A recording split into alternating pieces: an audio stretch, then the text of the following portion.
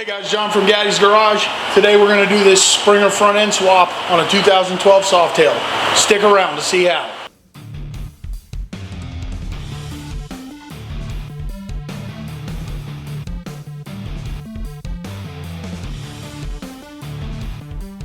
Hey everybody, welcome back. Got a cool little project today, so I figured I'd share it with you guys. Got a 2012 Heritage in for custom makeover. One of the things we're doing on it is converting it to a Springer front end. So we got a Springer, replica Springer from 90s Softail Springer, and we're going to be fitting that to the bike along with a really slick 21-inch black bike wheel, fender, and a bunch of other stuff. So anyway, just thought this was something that may be of interest to people, converting from a regular hydraulic type fork to a Springer fork on a Harley. It's going to be pretty basic bolt-on stuff. A couple little custom things are going to be needed as far as brakes and those things. And that's it. We're going to get to work, and hope you guys will enjoy following along. Alright, so first things first, we got to get this bike stripped down. You can see here is just a basically stock 2012 Heritage. Got your big headlight, your driving lights, windshield, all that stuff. So we're just going to go ahead and completely strip this thing down. We're removing absolutely everything the front end, and I don't believe we'll be reusing any of it. Possibly the switches and levers, but I have a feeling the customer's going to want to put chrome stuff, so more than likely we won't be reusing any of this stuff.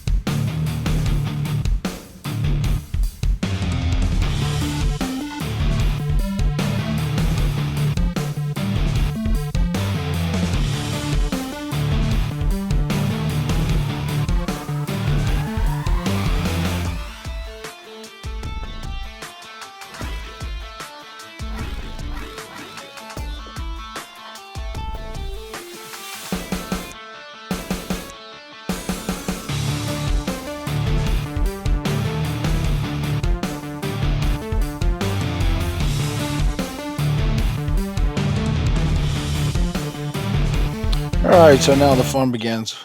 See, we got our brand new replica Springer here. I like to leave the plastic dangling on it while we get it fit to the frame. Just keeps it a little safer. First thing we got to do is remove the top nut and install our steering stem bearings. So the lower bearing is a little bit of it's a light press. I wouldn't call it a full press fit, but just use a little piece of tubing, brass hammer, and knock your bearing down. Make sure that the piece of tubing is located on the inner race. You don't want to hammer on the cage. So once we knock that on, we're going to go ahead and lift it in place and screw our top nut on. Well, actually, you install your top bearing, then screw the top nut on, and you have the front end fit to the frame. I like to tighten the top nut until you get just a little bit of resistance on the turning of the front end. I find that gets them set really nice. Once you do that, you can back it off like about 1/8 of a turn, and you have your steering bearing preload set. This front end did come with risers. There's some rubber mounted risers, pretty nice pieces. Will help dampen some of the vibration in the frame. And they fit perfectly on this front end, being that they came with it. So we're going to go ahead and install those now. They just thread on and lock on with the jam nut while keeping the top isolated in the rubber mount.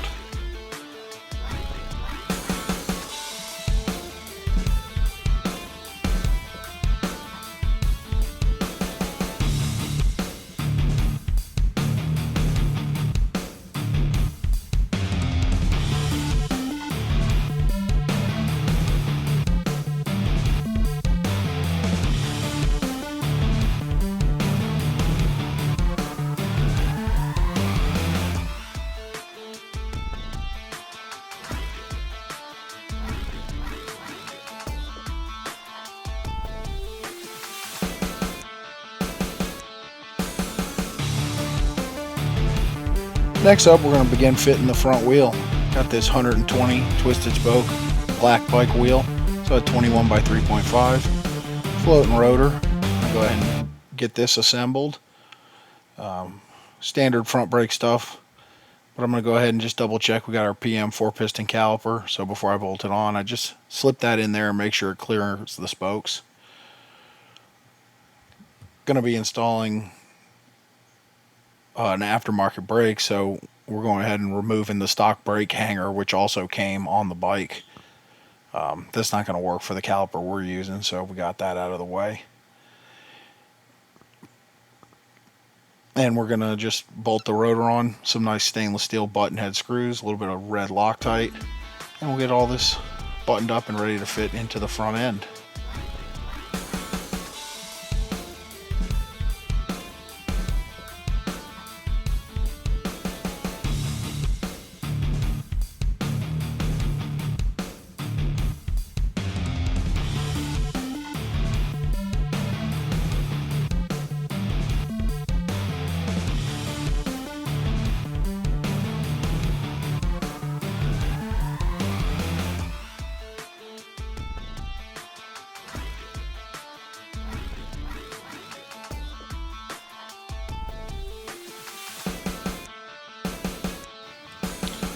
So we're going to go ahead and slide the wheel in place. Front end came with a standard 3/4 inch axle, so nothing real special there. Did not come with any spacers. This front end originally came with a 21 by 2.15, a skinny 21 wheel. So we're going to be making our own spacers for this. Couple reasons why. Number one, this didn't come with any. You could probably buy the standard spacer kit if you don't have access to a lathe, but the OD of the bearing in these wheels is just at 2 inches, and because of the design of the hub, you can see the bearing with the wheel installed. So we're going to use a larger piece of material to make the wheel spacers. On the non-brake side, we'll make a taper, so it'll taper down from 1.5 or 1 inch 400, taper up to 2 inches, so that you have your spacer in place and it covers the bearing nicely. We'll do the same thing on the brake side, but because of the brake hanger going on the axle, it will just have a large, like 2-inch flange, and then the actual spacer will be cut down to just over 1 inch where the brake hanger will ride. So once we get the axle in, first thing to do is center up the wheel. So I usually do this visually, step back, take a look. It really can get you really close to where you want to be. Once I've done that, I will measure, but you can see here just a little zoom in on that wheel, looking really nice and clean. And we're just getting set up. The rocker bolts are a little wider than I would have hoped, so it's very tight clearance on the rotor, but clearance is good enough to run with. I may end up changing to a jam nut on there just for a little extra room.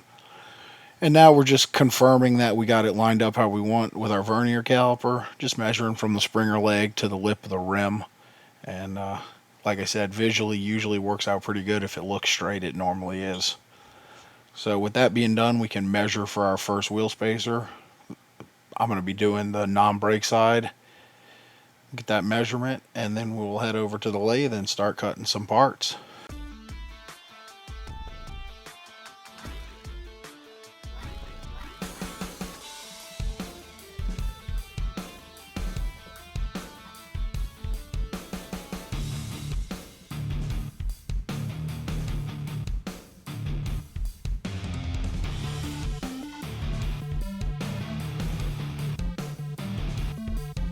So we faced off and center drilled our material. I'm using a 18.5 millimeter twist drill to rough out our hole and then bore it with a 3/4 inch reamer. You can see we set our tool post to an angle here. That's going to give us our taper we want for our wheel spacer. I can't remember the exact dimensions offhand, but it's somewhere around 1.5 to 2 inches across, about a 1/2 inch length. So it's a pretty steep, short taper. See there, just checking with our vernier a couple times, making sure we're where we want to be. Once we get the taper how we want, straighten the tool post back out, switch over to a parting tool, and we'll part off our spacer.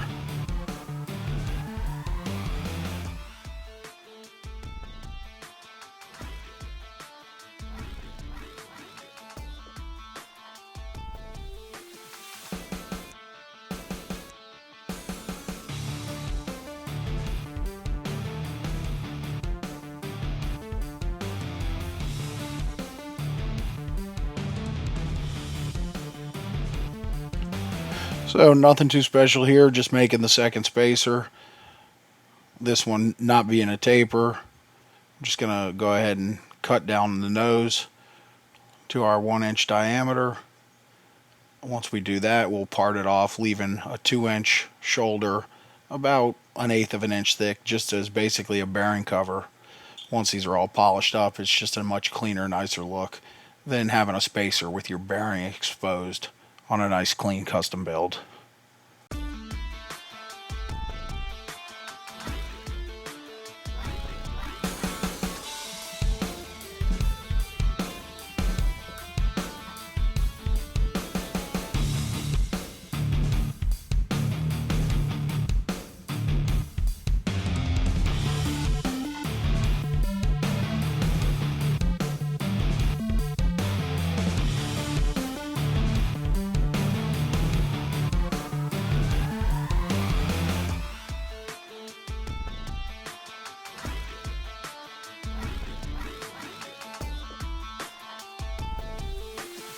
So now that we got our spacers cut, we got them both installed on the bike, we're going to start looking at fitting the caliper.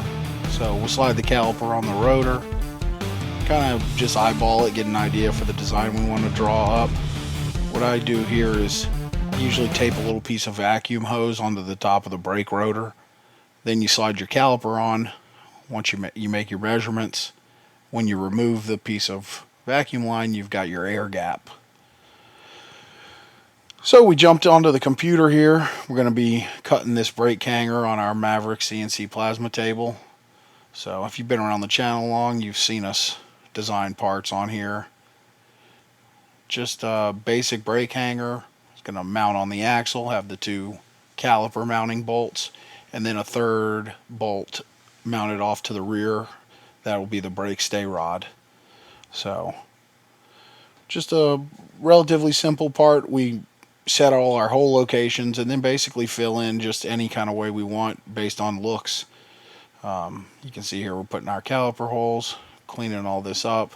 We'll add fillets into the corners for some clean radiuses, and that's about it. Nothing super special on this thing. We're going to go ahead and put a cutout in here again just for aesthetics. This piece will be plasma cut out of some 3/8 aluminum flat plate and then polished to a mirror finish. And once we get our hole cut out, we remove all the extraneous drawing parts. We'll smooth out these arms, and then I didn't like the sharp angle here, so we'll add a couple fillets in there, clean that up. We'll go ahead and save it, and we'll be ready to cut. Alright guys, that's going to do it for today. I think you get the gist of what we're doing here. Front end conversion, not terribly difficult. Basically, mostly bolt on. You know, we machined some custom spacers. You obviously could have done it with some generic spacers if you weren't worried about the details. We are. And we drew up our caliper mounting bracket. We'll get that cut out and then bolt that on. Pretty basic stuff. So anyway, appreciate you guys being here as always. Don't forget to check out all our other videos, everything we got going on. If you like what we're doing, please give us a subscribe. And we hope to see you next time at Gattis Garage.